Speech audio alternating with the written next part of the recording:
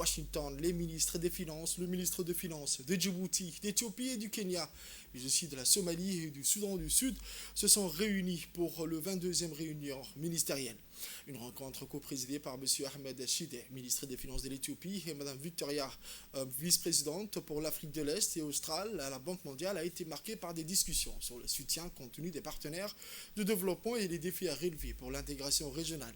Les ministres ont exprimé leur gratitude pour le soutien constant des partenaires de développement, notamment la Banque africaine de développement, l'Union européenne, le Royaume-Uni et le groupe de la Banque mondiale.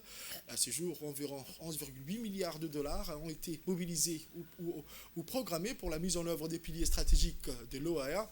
La présence d'observateurs représentant des pays comme les États-Unis et le Japon a également été soulignée comme un atout pour enrichir les débats.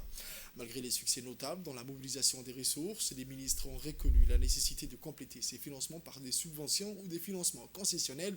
Lors de cette réunion, des sources de financement alternatifs ont été présentées permettant d'identifier de nouveaux partenaires potentiels pour soutenir les projets prioritaires de l'initiative. Les discussions ont également porté sur l'accélération du traitement des projets en cours et l'avancement des études de faisabilité nécessaires pour renforcer l'intégration économique régionale. Les ministres ont insisté également sur l'importance de diversifier les sources de financement, notamment par le biais de financements innovants et de financements climatiques. Il convient de souligner que la réunion a réaffirmé sa solidarité avec le peuple soudanais et a appelé à une résolution pacifique de conflits qui affectent la région. Les ministres ont également demandé l'opérationnalisation des opportunités identifiées pour le financement des infrastructures et des opérations en cours. La prochaine réunion ministérielle est prévue pour fin janvier 2025 avec un accent sur des propositions spécifiques à valider.